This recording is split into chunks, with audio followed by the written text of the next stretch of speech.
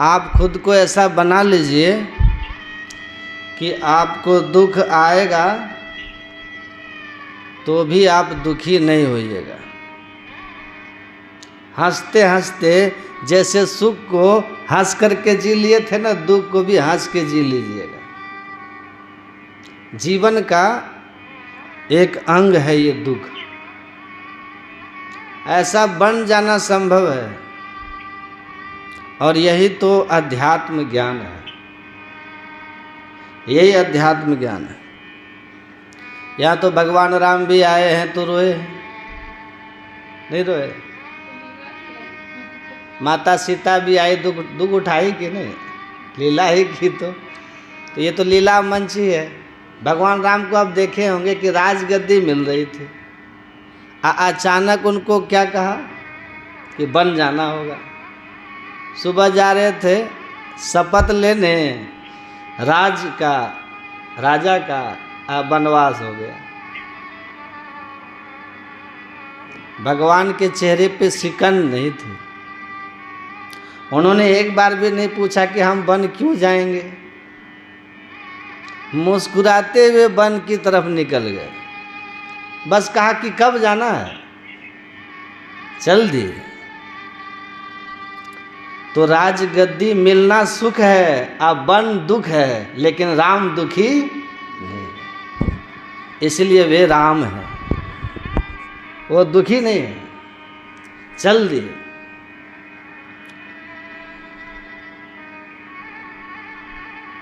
तो हम अपने को ऐसा बना लें कि दुख आए और हम दुखी ना हो। तो दुख आता क्यों है पता है? हम दुखी होते क्यों हैं? कौन ऐसी अवस्था है जहाँ जा कर के दुख नहीं होता है? यही तो ज्ञान है ना, यही असली ज्ञान है कि आप अपने को कौन सी स्थिति में रखो जहाँ दुख न हो, दुख आए और हम दुखी ही ना हो। भगवान बुद्ध बैठे हैं, एक किसान के बेटे को संन्यास दे दिए। अब वो किसान आता है, भगवान बुद्ध को गालियाँ दिए जाता है, और भगवान बुद्ध बैठ करके मुस्कुराते रहे। अब वो गाली देते देते बेचारा थक गया। तब गुस्सा के बोला कि हम तुमको इतना गाली दे रहे हैं, तुमको दुख नहीं हो रहा है, बुरा नहीं लग रहा है? भगवान बुद्ध ने कहा कि बुरा क्यों लगेगा? अरे इतनी गालियाँ पड़ रही तो बुरा तो लगना चाहिए। तो बुद्ध देव ने कहा अच्छा एक बात बताओ, आप किसी रिश्तेदार के यहाँ गए हो और कुछ उसके लिए गिफ्ट लेके गए हो, और वो गिफ्ट आप उसको दिए, और आपके उस संबंधी ने गिफ्ट लेने से इनकार कर दिया जो आप ले गए थे, तो वो गिफ्ट किनका हुआ? वो उपहार किसका हुआ? तो कहा किसका होगा? मेरा था तो मेरा हुआ। भगवान बुद्ध ने कहा आप मेरे अतिथि हो, मेरे पास गालियों का गिफ्ट लेके आए हो, उपहार लेके आए हो। मैंने गालियों का उपहार कुछ भी स्वीकार नहीं किया, स्वीकार नहीं किया। तो दुख किस बात की? तो किसान पैर पे गिर गया, कमाल हो गया, गाली दे रहा हूं और ये मुस्कुरा रहे हैं, कह रहे कि गालियों का गिफ्ट हमने स्वीकार ही नहीं किया। तो ऐसा कब हो जाएंगे आप? ऐसी स्थिति कब आएगी आप में कि हमको कोई मान दे या अपमान दे? जैसा अमृत तैसा विष खाटी, जैसा मान तैसा अपमाना, हरस शोक जाके नहीं, शत्रु मित्र समान। कह नानक सुन रे मना, मुक्तता ही तू जान। सुख दुख से मुक्त हो गए, मान अपमान से कोई मतलब ही नहीं है उनको। आपने हमें सम्मान दिया या हमारा या अपमान किया, दोनों स्थितियों से हम ऊपर उठे हुए। न सम्मान देने वाले के लिए कोई उनके मन में विशेष आदर है, न अपमान करने वालों के लिए कोई घृणा है।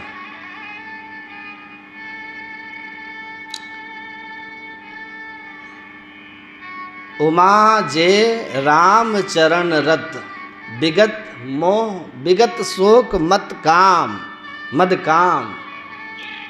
जो परमात्मा के चरणों में समर्पित हो जाता है, स्नेह जोड़ लेता है, तो कहते हैं कि ऐसी अवस्था जिनकी हो गई, निज प्रभु में देखहि जगत, आ केहि सन करहि विरोध।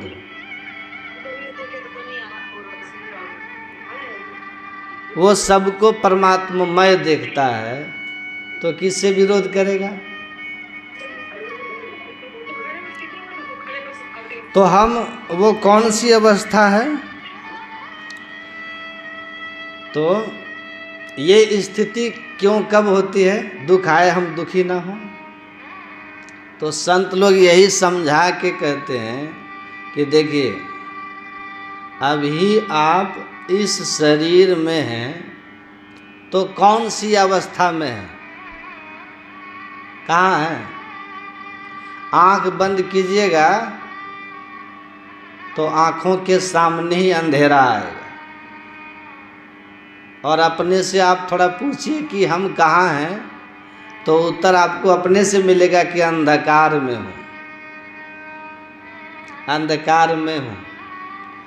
और ये जो आपके अंदर में घोर अंधकार है, इसी अंधकार में जो है वो दुख में है। असार गाढ़ अंधार घट में ताते दुख अपार है। ये अंधकार में जो पड़ा रहेगा दुख में पड़ा रहेगा। इसीलिए भगवान बुद्ध कहते हैं कि नो हासो खिमानंदो निच पजलते सती, अंधकारेन ओ नद्धा पदी पंग न गबस्था। अरे कैसी हंसी कैसी खुशी कैसा आनंद, अंधकार में तुम पड़े हुए हो तो ये हंसी खुशी आनंद तुम्हारा टिकने वाला नहीं है। अंधेरे में जो भी खुशी मिलती है ना, सुख मिलता है, उसको दुख में बदलने में ज़्यादा देर नहीं लगता है। क्षण ही फुलावत क्षण मुरझावत। कि अंधकार का दुख कैसा है, सुख कैसा है? क्षण ही फुलावत क्षण मुरझावत। जगत बिटब की रीति और फरत फल हर शोक दोई डार पात विपरीति। इस संसार रूपी वृक्ष में जो है ना, एक क्षण में हर्ष और एक क्षण में शोक का फल लग जाता है। इसीलिए कहते हैं संसार के सुख का भरोसा मत कीजिए, और इसका दुख भी भरोसा मत कीजिए कि दुख भी सब दिन रहेगा। ये भी नहीं, जब सुख नहीं रहा तो दुख भी बदलेगा, लेकिन सुख भी स्थिर नहीं और दुख भी स्थिर नहीं। ये दुख और सुख पहिया की तरह घूमते रहता है, पिसाते रहिएगा। इन दोनों से ऊपर उठिए। तो अंधकार में रहोगे तो सुख और दुख आएगा, सुख आएगा तो सुख हर्ष ही जड़, सुख आएगा तो एकदम हर्षित हो जाइएगा, और दुख बिलखा है, और दुख आया तो माथा पीटने लगिएगा। लेकिन दौ सम धीर धरहि मनुमा। लेकिन जो धीर पुरुष होते हैं ना, ज्ञानी पुरुष होते हैं, वो संसार के सुख में न इतराते हैं और न दुख में बिलखते, छाती पीटते हैं। वो एकदम शांत सहज दोनों स्थितियों में रहते हैं, क्योंकि भीतर वो हरि रस के आनंद में डूबे रहते हैं। और जो हरि रस के आनंद में डूब गया है, उसके संसार के अनुकूलता प्रतिकूलता से कोई लेना देना नहीं। तो कहा बुलेट प्रूफ कार मतलब हुआ कि उसमें अगर गोली मारिएगा ना, तो उसका कार का बॉडी ऐसा मजबूत बनाया गया है कि उसके अंदर गोली प्रवेश नहीं करेगा। कार में बैठा हुआ आदमी दुश्मन की गोली से सुरक्षित है। बोले दुश्मन की गोली से सुरक्षित है, ये तो ठीक है, लेकिन विरोधी की बोली से सुरक्षित हो जाए, इसका कोई है व्यवस्था? विरोधी का बोली मतलब विरोधी जब कुछ आपके खिलाफ बोले तो आपके मन में हलचल और क्रोध उत्पन्न न हो, ऐसा है क्या संभव उस कार में बैठकर? कहा कि नहीं, विरोधी का बोली तो कहीं भी घुस जाएगा, है? वो तो कहीं भी बीपी बढ़ा देगा आपका। तो देखिए वैज्ञानिक लोग बनाए हैं बुलेट प्रूफ कार, जिसमें दुश्मन की गोली नहीं जाती, और संत जो है ना वो बताते हैं बुलेट प्रूफ मतलब कि विरोधी की बात न घुसे, भीतर हलचल न हो, ऐसा opposition proof mind, opposition proof mind बना देते हैं कि कोई बोले और हमको उसका असर ही न हो। चोर चमार चंडाल कहे, कोई कहे हरि भक्त है भाई, कोई कहे ये तो नारी लुभानो, कोई कहे माया रतियाई, निंदा करता से निंदा कराई, स्तुति को न मनावन जाई, जो हम हैं हरि जानत हैं, अब ऋण दिवस उनके गुण गाई। अब दूसरा हमारे लिए क्या बोल रहा है उसकी परवाह ही खत्म हो गई। वो बस इतना ही देखता है कि जो मैं कर रहा हूँ वो शास्त्र और सद्गुरु इन दोनों के ज्ञान के अनुकूल है कि प्रतिकूल है। अगर शास्त्र सद्गुरु के ज्ञान के अनुकूल मैं चल रहा हूँ, फिर जग भौंकत है तो भौंकन दे, भौंकता है जग भौंकने दो, हमको जो कहना है कह लो, लेकिन मेरे आचरण अगर शास्त्र और संत के कहे अनुकूल है तो फिर हमें किसी की परवाह नहीं है। तो जब तक आप बंद नेत्र वाला हो करके मत चलाइए, रहने दे, ठंड गर्मी लग रही क्या कि नहीं, कह ले चला रहे, छोड़ दे। मान अपमान आपको परेशान करेंगे जब तक अंधकार में रहेंगे, निंदा बड़ाई आपको प्रभावित करेगा, अनुकूल प्रतिकूल परिस्थितियों का असर पड़ेगा, किसी के अच्छे और बुरे बर्ताव का आपके ऊपर प्रभाव पड़ेगा, सुख दुख होगा, और ये चलता रहेगा। क्यों कि आपने जब अपनी खुशी देखिए दूसरों के व्यवहार पर रखा है कि दूसरे के अच्छे व्यवहार से हम सुखी होंगे और दूसरे के बुरे व्यवहार से हम दुखी होंगे, इसका मतलब ये हुआ कि आपके सुख और दुख का जो रिमोट कंट्रोल है ना वो किसी और के हाथ में है। अब वो जब चाहे आपका चैनल चेंज कर देंगे। आप हंस रहे हैं, वो दुख का चैनल लगा देंगे, बस अब रोने लगोगे, हैं? है कि नहीं? अब रोना शुरू हो गया, क्योंकि रिमोट तो उनके पास है हमारे सुख दुख का। आपकी खुशी का रिमोट किन के ऊपर है? अगर खुशी का रिमोट पति पर है, पत्नी पर है, कि पत्नी का अच्छा व्यवहार से हम सुखी होंगे, उनके अच्छे व्यवहार से सुखी होंगे, तो कब किसका मूड कैसा है कौन जानता है कि नहीं? मूड किसका क्या है, कब बमक जाए और आपकी खुशी फुर्र हो जाएगी। तो अपने खुशी का रिमोट अपने हाथ में ही रखते हैं संत लोग, इसीलिए किसी और से उनको कोई मतलब ही नहीं होता, कोई मतलब ही नहीं। अपने में मस्त है, मस्त राम मस्ती में आग लगे बस्ती में। तो स्वयं से खुश हो जाइएगा, आपकी खुशी आपके हाथ में, तो फिर दुखी कौन कर देगा आपको। एक राजा के दरबार में, ध्यान से सुनिएगा, एक फकीर पहुंच गया। तो राजा जो थे बुलाया, कहा कि कौन आदमी है आके दरबार में घूम रहा है और हमको प्रणाम भी नहीं कर रहा है। अब देखिए बादशाह है, उसको प्रणाम नहीं किया तो उसको बुरा लग गया, अपमान लग गया उनको राजा को। तो तुरंत बुलाया, कहा पूछो कौन है ये आया दरबार में, प्रणाम तक नहीं किया। मंत्री कहा है कौन है तुम, आया तो राजा को प्रणाम क्यों नहीं किया। कहा कि प्रणाम हम क्यों करेंगे। अरे बादशाह हैं, राजा हैं। कहा जाओ पूछ के आओ अपने राजा से कि तुम्हारा राजा मन का गुलाम है कि मन उनके राजा का गुलाम है? राजा मन का गुलाम है या मन का स्वामी है? जाओ पूछ के आओ। या मन के अधीन है तुम्हारा राजा? गया मंत्री, कहा महाराज कोई फकीर आया है, कहता है पहले मैं जवाब तब दूंगा जब तुम पूछ के आओ पहले राजा से कि राजा अपने मन का गुलाम है कि अपने मन का स्वामी है। सुनिएगा आँख खोल के। तो राजा कुछ सोच के बोला कि नहीं, हम तो मन के ही गुलाम हैं। अभी मन कहेगा कि चलो तो उठ के हम चल देंगे, हम तो मन के दास हैं भाई। तो ये गया और जाके कहा कि राजा कह रहे हैं कि हम मन के गुलाम हैं। तो कहा सुनो फकीर ने, तुम्हारा राजा अपने मन का गुलाम है और हम अपने मन का स्वामी हैं। राजा मन का दास है और मैं मन का स्वामी हूँ, तो राजा मेरे दास का दास हुआ ना, क्योंकि मन मेरा दास है और राजा उसका दास है।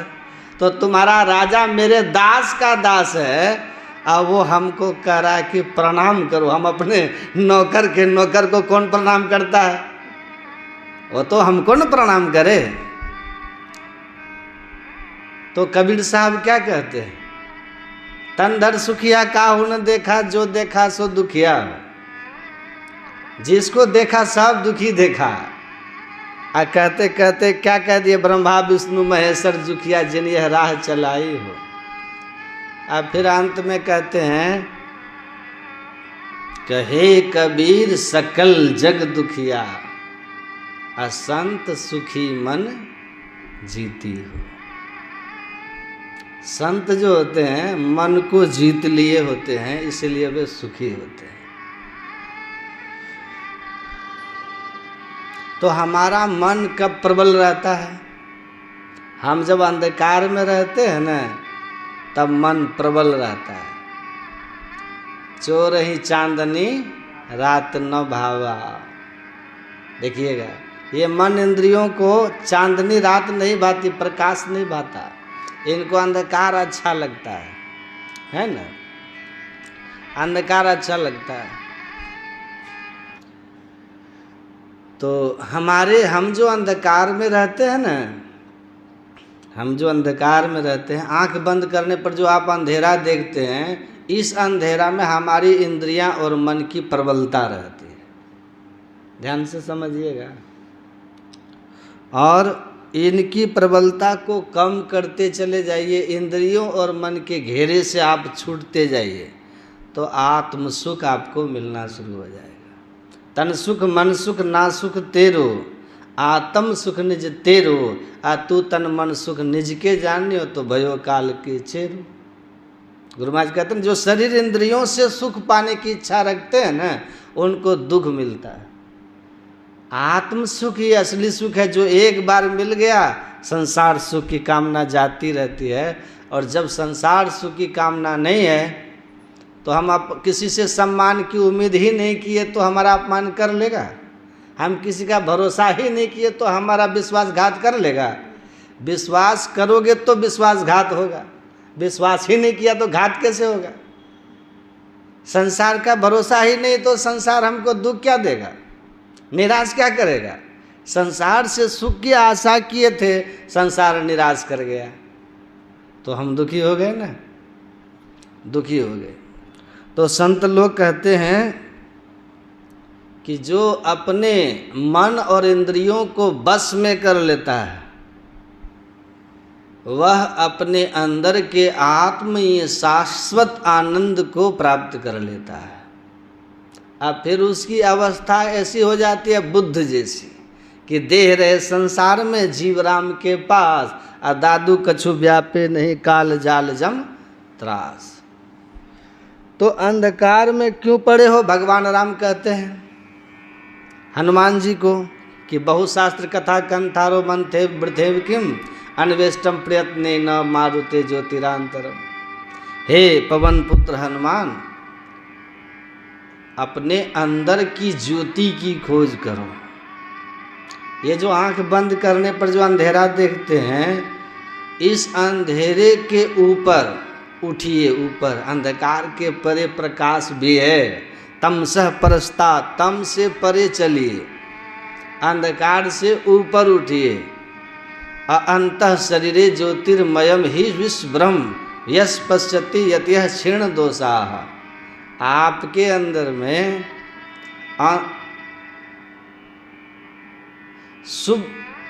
शुभ्र ज्योतिर्मय तेज, शुद्ध ज्योतिर्मय प्रकाश है। उस प्रकाश को प्राप्त करने की चेष्टा कीजिए। ऐसा करने से आप कोई बड़ाई किया प्रसन्न हो गए, कोई निंदा किया क्रोध हुआ दुख हो गया, मन में लोभ हुआ तो दुख हुआ, ईर्ष्या उत्पन्न हुआ तो दुख हुआ। ये जो काम क्रोध लोभ मोह मद मात्सर्य ईर्ष्या द्वेष सब दुख देने के लिए है। सबसे हमको दुख ही होता है, समझ रहे हैं। हृदय में जितने विकार हैं सब हमको दुखी करते हैं, हमको परेशान करते हैं, हमको तड़पाते हैं, व्याकुल करते हैं। और जिस हृदय में विकार बिल्कुल नहीं होता उसमें बहुत शांति होती है, अति प्रसन्नता होती है उनको। इसीलिए इन विकारों को कैसे जीतें,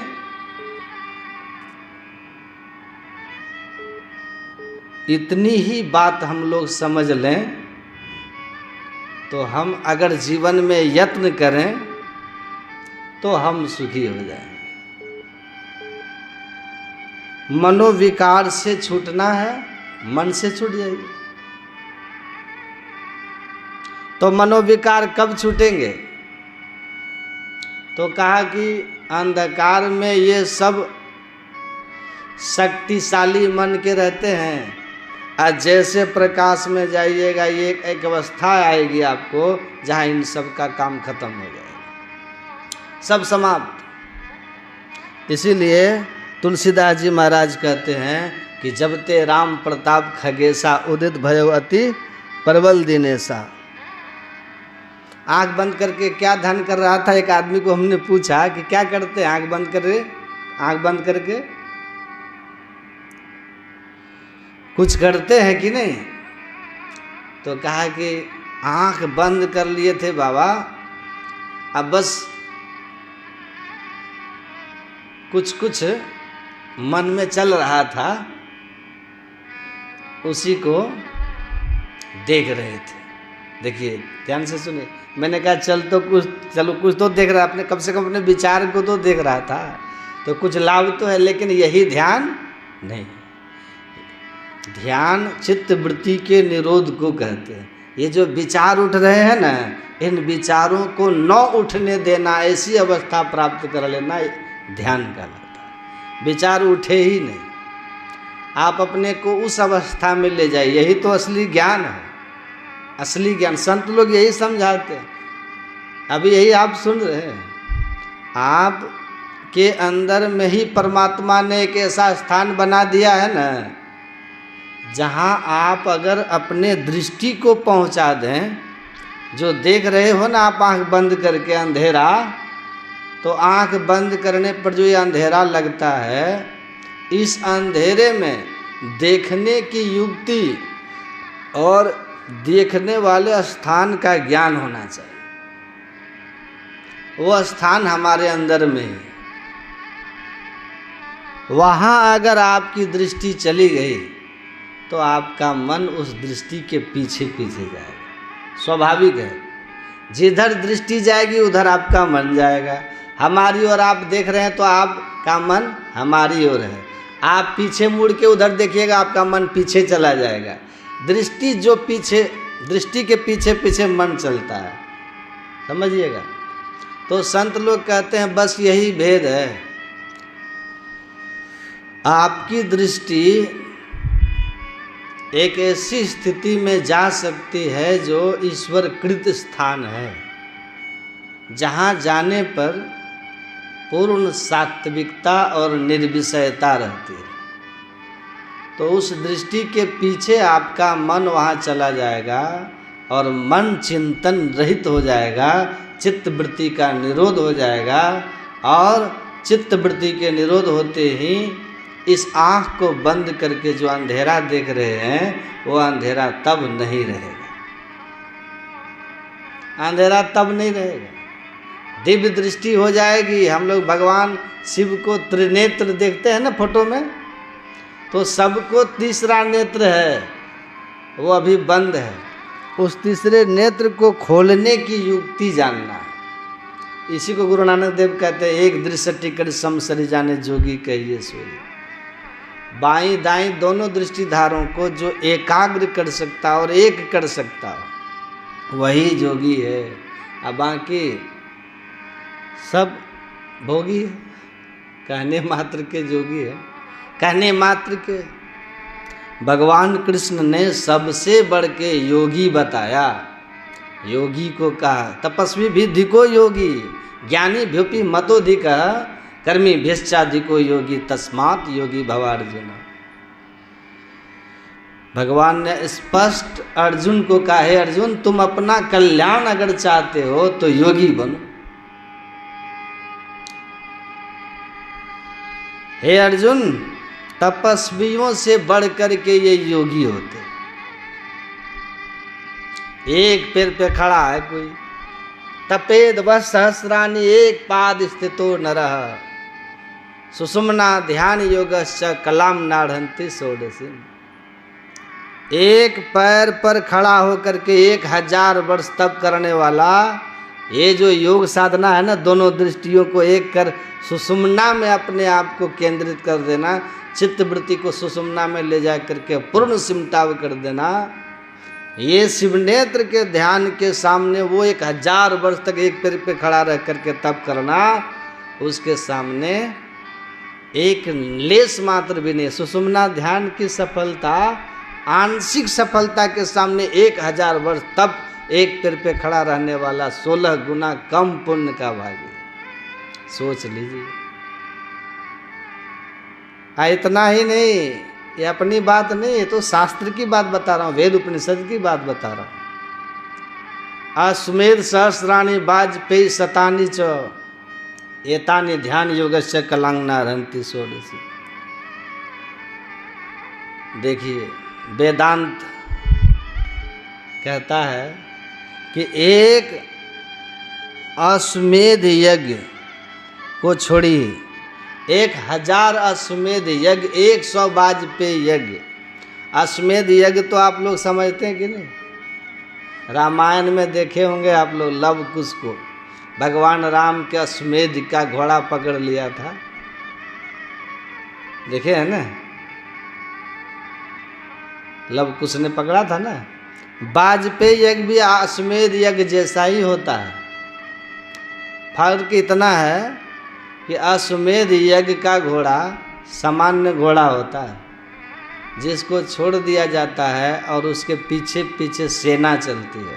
जिस राज होके गुजरे वह राज अधीनता स्वीकार करके टैक्स दे दिया, आगे बढ़ गए, घोड़ा को रोक लिया, युद्ध हुआ, घोड़ा के पीछे सेना है, युद्ध में उस राजा को पराजित करके फिर आगे बढ़ा। इस तरह से सभी राजाओं को पराजित करता हुआ घोड़ा यज्ञ स्थल पे वापस आ गया, सभी राजा जीत लिए गए, फिर अश्वमेध यज्ञ पूरा हो गया।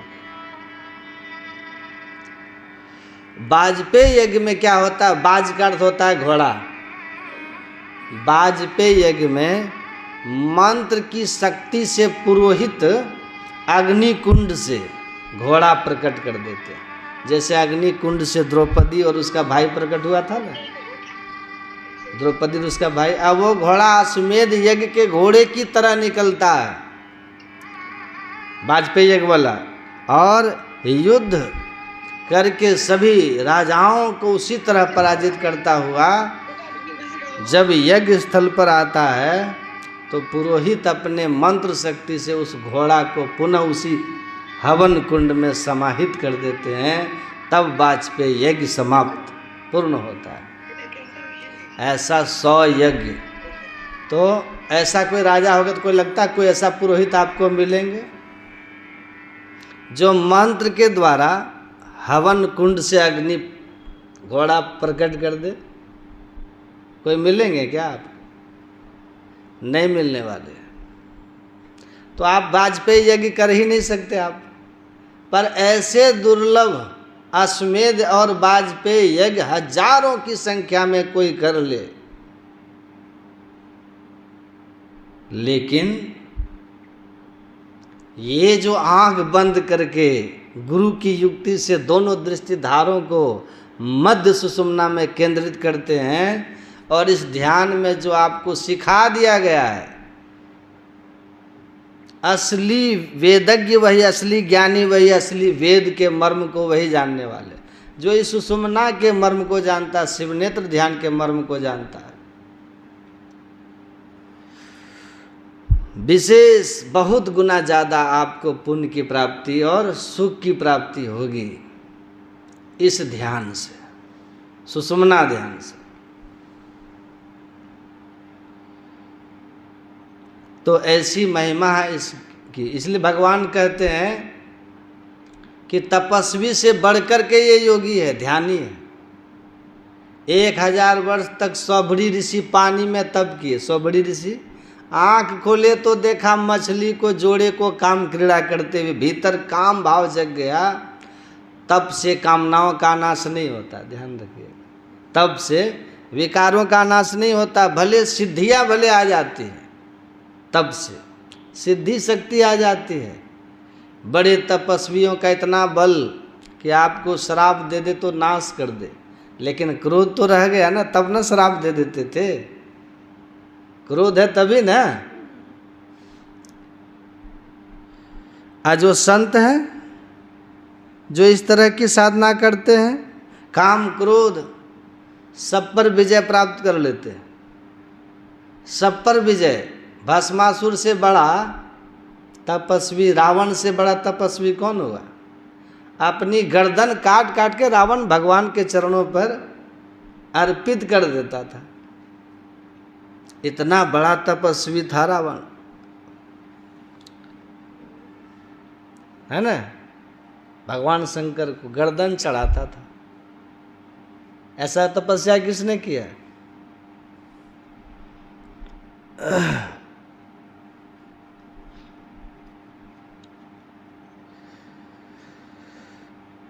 जिसके हाथ पर, मतलब भस्मासुर को देखिए, जिसके सिर पर हाथ रख दूं भस्म हो जाए। भोले बाबा तो भोले बाबा आशीर्वाद दे दिए। देख लीजिए दुष्ट को, कहता पहले आप ही के कपार पे रखेंगे, चेक करेंगे पहले वरदान में दम है कि नहीं है।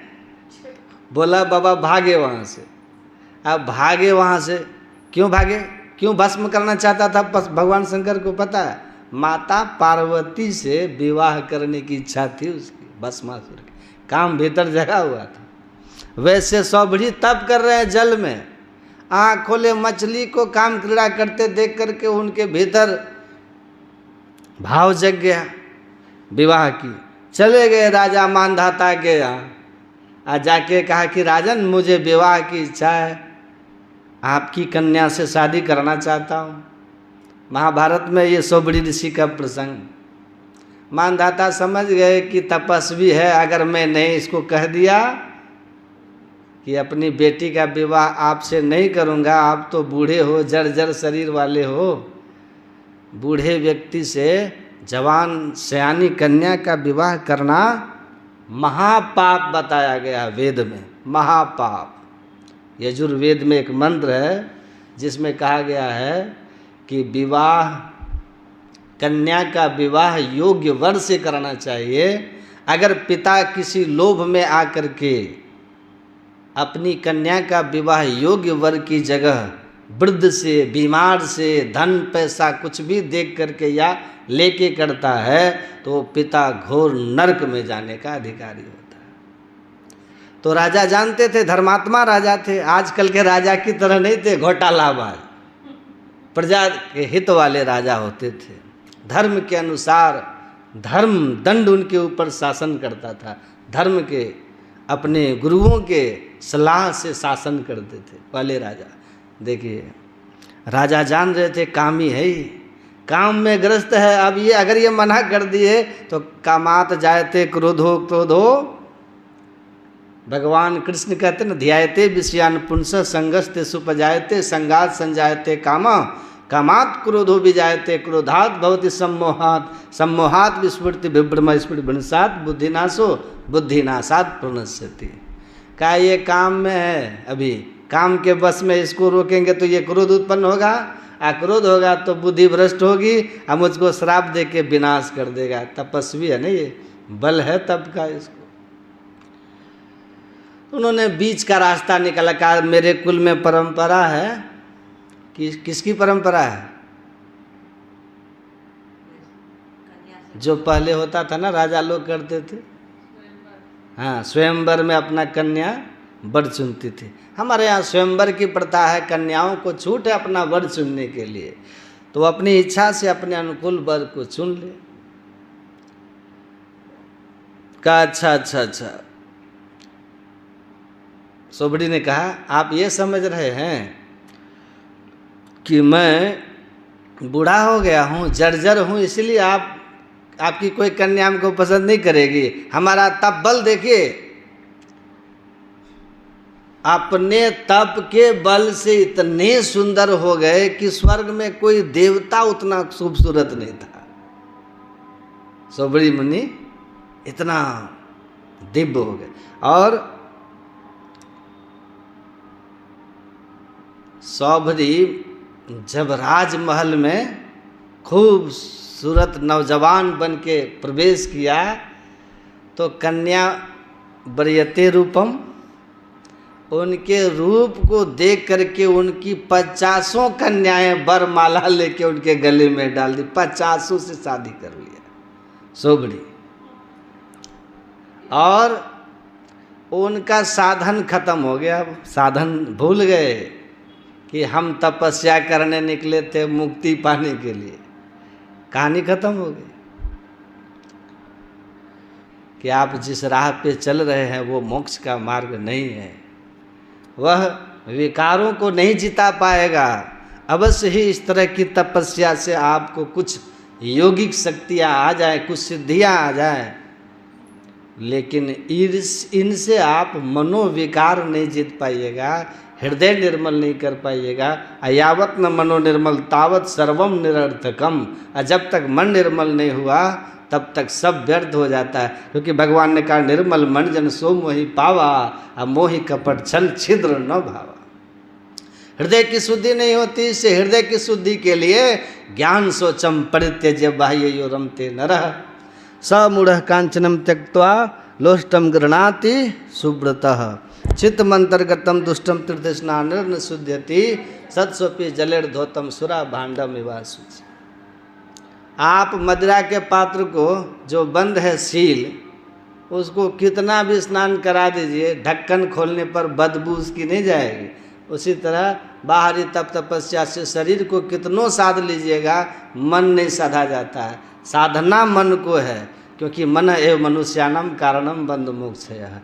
और ये मन को साधने का तरीका ये है योग, ध्यान। बैठ करके ध्यान कीजिए, है ना।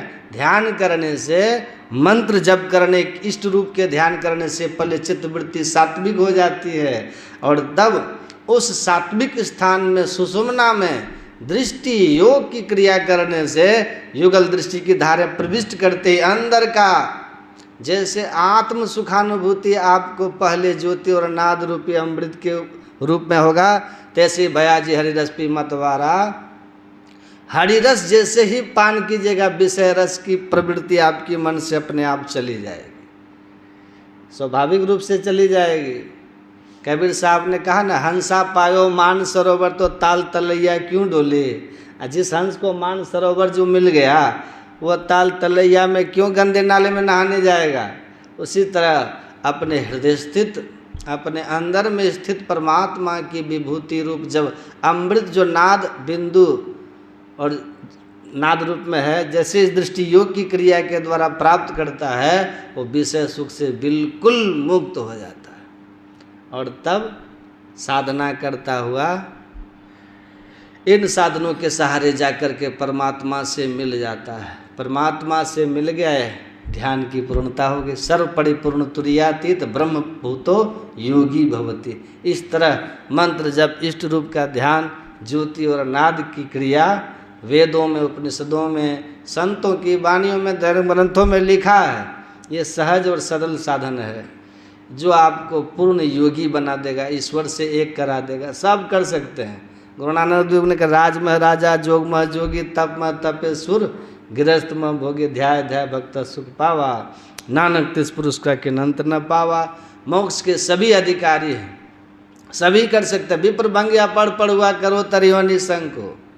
ब्राह्मण हो, दरिद्र हो, स्त्री हो, पुरुष हो, पढ़े हो, अनपढ़ हो, सब कर सकते हैं। बस इस साधना को गुरु से सीखिए, खान पान पवित्र रख के कीजिए। गुरु नानक देव कहते हैं कि गृहस्थ भी कर सकता है परिवार में रह करके, घर त्यागा हुआ जोगी विरक्त महात्मा भी कर सकते हैं, राज्य करते हुए महाराजा जनक जैसे राजा भी मोक्ष को प्राप्त कर सकते हैं। और जो भी किए हैं करते गए सब अस किए, सब राव राना रंग हो। राजा हो, भिखारी हो, गरीब हो, मजदूर हो, गृहस्थ हो, विरक्त हो, सब के सब मोक्ष को प्राप्त किए हैं जो इस तरह की साधना किए हैं। इसीलिए ज्ञान और योग का साधन नित्य नियमित करना चाहिए, यही मुक्ति का मार्ग है ना। इसीलिए एक सजोबाई की वाणी सुनाता हूँ, फिर वाणी को विराम। हरि रस पी मतवारा भयाजी, हरि रस पी मतवारा भयाजी, हरि रस पी मतवारा, हरि रस पी मतवारा भयाजी, हरि रस पी मतवारा भयाजी, हरि रस पी मतवारा। आठ पहर जो मत ही बीते, आठ पहर जो मत ही बीते, डारी दियो सब भारा भयाजी, हरि रस पी मतवारा भयाजी, हरि रस पी मतवारा। ईड़ा पिंगला ऊपर पहुँचे,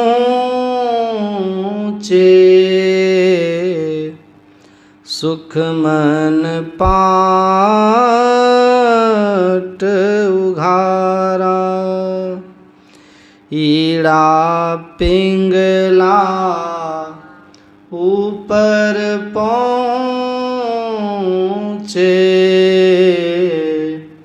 सुख मन पाट उघारा, पीवन लगे सुधारस जब ही, पीवन लगे सुधारस जब ही, दुर्जन पड़ी बिडारा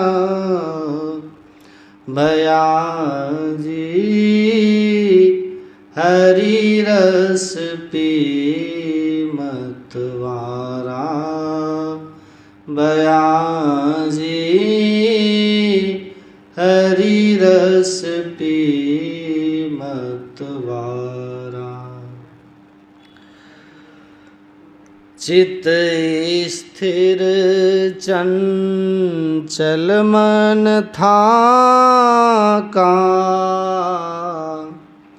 पांचों का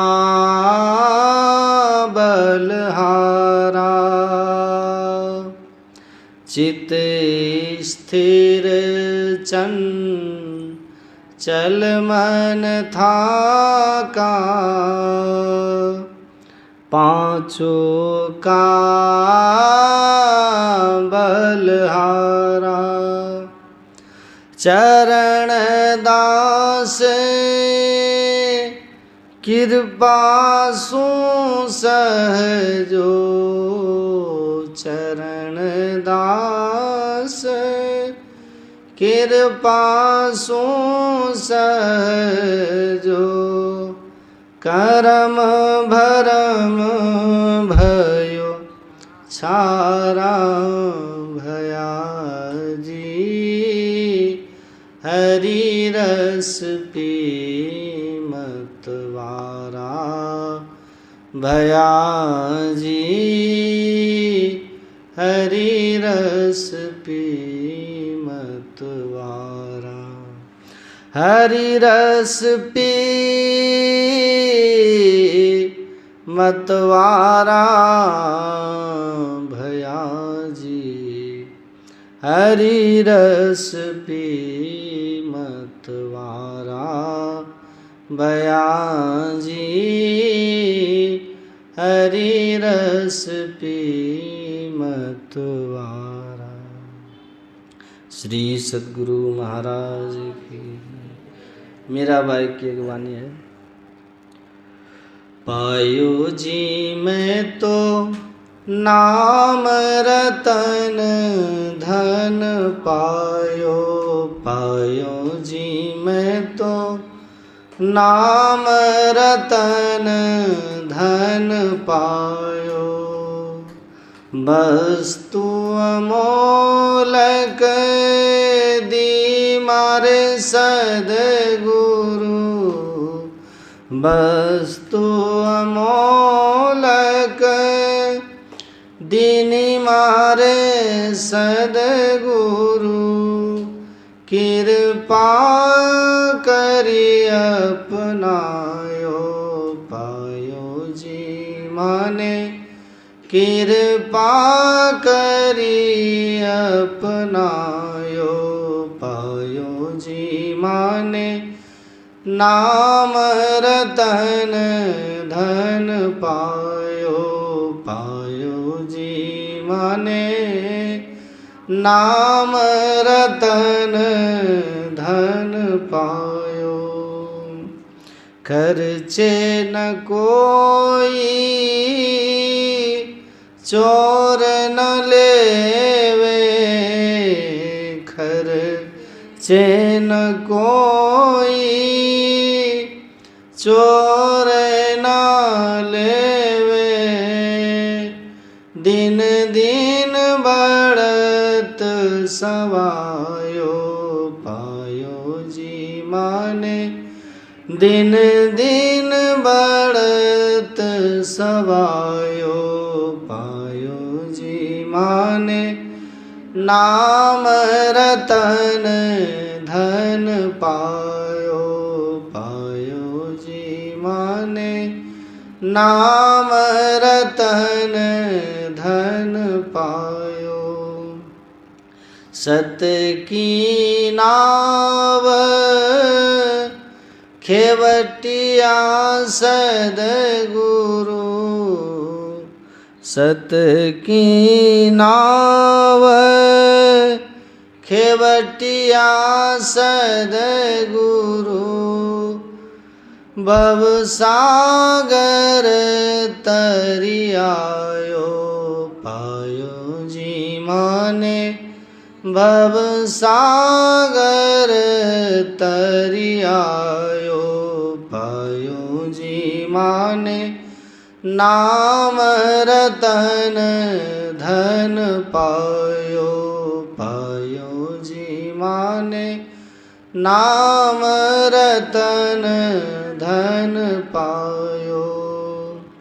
मीरा के प्रभु गिरधर नागर, मीरा के प्रभु गिरधर नागर, हरखी जस गायो, पायो जी माने, हरखी जस गायो, पायो जी माने, नाम रतन धन पायो, पायो जी माने, नाम रतन धन पायो। श्री सद्गुरु महाराज